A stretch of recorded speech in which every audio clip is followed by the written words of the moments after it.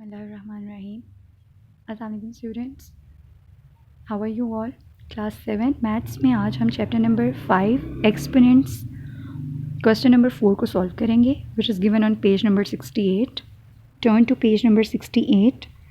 Question number 4, express as powers of rational numbers. Previous question में हमने rational numbers में convert करना था, पावर्स दी हुई थी।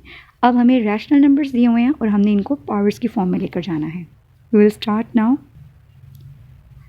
जी स्टूडेंट्स, फर्स्ट पार्ट है 27/125। इस पार्ट में कभी भी किसी भी क्वेश्चन को जब हमने रैशनल नंबर से कन्वर्ट करना हो पावर्स में, तो पहली चीज़ आपने स्टूडेंट्स ये नोटिस करनी है कि ये किसी भी नंबर का परफेक्ट स्क्वायर तो नहीं बन रहा।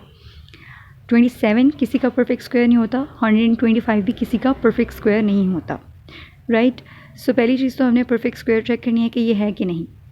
सो सोल्यूशन स्टार्ट करते हैं। सोल्यूशन लिखें, इक्वल का साइन लगाएं, 27/125 लिखें। अभी तक हमने क्वेश्चन को नोट किया है। रैशनल नंबर को पावर्स में कन्वर्ट करने के लिए हमें उसके प्राइम फैक्टर्स को फाइंड आउट करना होता है। प्राइम फैक्टर्स कैसे फाइंड आउट होते हैं? वेरी सिंपल मेथड, हमारे पास एलसीएम का मेथड होता है। एलसीएम के मेथड से हम इसके प्राइम फैक्टर्स फाइंड आउट कर लेंगे 27 के, और उनको यहाँ पर राइट करेंगे। सो 27 का एलसीएम हमने लिया। सबसे बेसिक प्राइम नंबर जिस पे ये जाता है वो है 3, क्योंकि लास्ट का डिजिट जो है वो इवन नहीं है, इसलिए ये 2 पर तो नहीं जाएगा। 3 से स्टार्ट करते हैं। 3 9 27, 3 3 9, 3 1 3। हमारे पास 27 के फैक्टर्स आ गए, जो कि हमने 27 के बिल्कुल सामने लिख दिए। फ्रैक्शन का साइन लगाएं।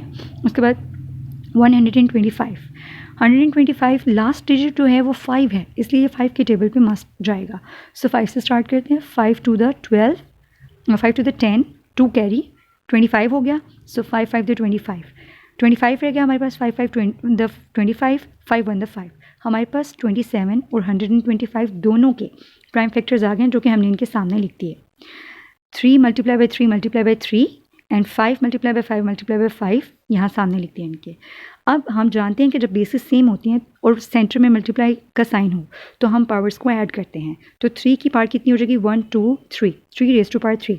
लाइकवाइज 5 में देखिए आप, बेस डिनोमिनेटर में 5 की पावर भी क्या आएगी हमारे पास? 3। हम ये जानते हैं कि जब सेपरेटली दोनों के ऊपर न्यूमरेटर और डिनोमिनेटर पर सेपरेटली पावर सेम हो सेपरेट लेकिन पावर सेम हो, तो हम उसको as a whole power apply कर सकते हैं। This is law number 2।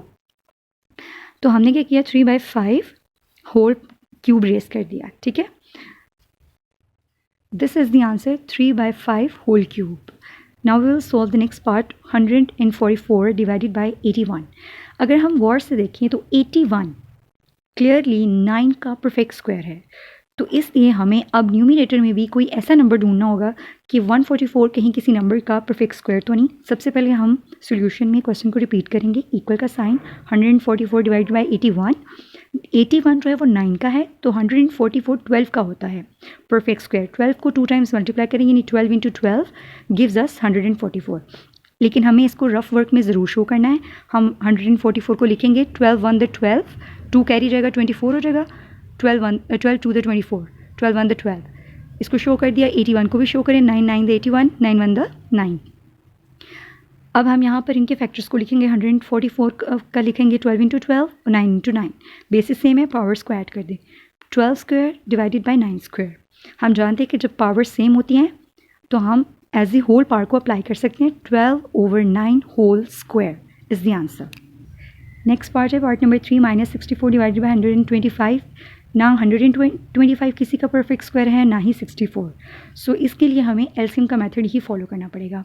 हमने 64 को लिखा। पहले क्वेश्चन को रिपीट करते हैं, इक्वल का साइन लगाएं सोल्यूशन में। फर्स्ट स्टेप में क्वेश्चन को लिखते हैं, रिपीट करते हैं, इक्वल का साइन। अब हम इनके लेंगे एलसीएम लेंगे इनका। रफ वर्क में इनका एलसीएम लेने से पहले मैं आपको कुछ बात है जो आपसे शेयर करना चाहूँगी कि स्टूडेंट 64 जो है, जो कि न्यूमरेटर में है, 64 का जो बेसिक प्राइम नंबर स्टार्ट होता है, प्राइम नंबर जैसे ये डिवाइड करना स्टार्ट करते हैं, वो 2 है। लेकिन अगर आप देखें तो हमने जब 64 को 2 से किया तो हमारे पास पावर आ रही है 2 raised to power 6, और 125 जो डिनोमिनेटर है उसमें पावर आ रही है 5 raised to power 3। अगर आप देखें तो इनमें दोनों की जो पावर्स हैं वो बिल्कुल सेम नहीं आ रही। अगर हम 64 को कोई ऐसा नंबर लें कि जिसको 3 टाइम्स मल्टीप्लाई करने से 64 आता हो, तो वो नंबर है हमारे पास 4। तो आप देख सकते हैं कि जब हमने 64 के एलसीएम लिया यूजिंग 4, तो हमारे पास जो पावर आ रही है 4⁻³ आ रही है 4 क्यूब, और हमारे पास 125 की भी क्या आ रही है 5⁻3। तो हम चूज़ उसको करेंगे जिसमें हमारे पास पावर्स सेम आ जाती हैं। सो एलसीएम लेते हुए आपने माइंड में रखना है कि हम कौन से वाले मेथड को यूज़ करेंगे, कौन सा नंबर यूज़ करेंगे। प्राइम फैक्टर के तौर पर 4 यूज़ करेंगे। हमने इनकी एलसीएम ली है, हमारे पास 125 का आ गया और 64 का भी एक नंबर आ गया। तो हमने यहाँ पर 64 के साथ माइनस का साइन है, इसलिए जितने 4s आप मल्टीप्लाई करेंगे उन सब के साथ भी माइनस का साइन कैरी करेंगे। 125 की जगह 5 का साइन आएगा, 5 का नंबर आएगा, 3 टाइम्स मल्टीप्लाई करेंगे इसको। -4 बेसिस सेम है तो पावर्स को ऐड किया तो 3 आ गया हमारे पास। इसी तरह हमारे पास 5 क्यूब आ गया, और हम जानते हैं कि जब हमारी पावर्स सेम होती हैं तो हम उनको एज ए होल अप्लाई कर देते हैं। So what we get -4/5 whole cube. जी स्टूडेंट्स, अब आपने इसको अच्छे से अंडरस्टैंड करके कॉपीज़ में नोट करना है क्वेश्चन नंबर 4 को। मेरे चैनल को सब्सक्राइब करें, वीडियो को लाइक करें, और अगर आपका कोई फीडबैक है तो वो भी हमसे ज़रूर शेयर करें। Thank you students.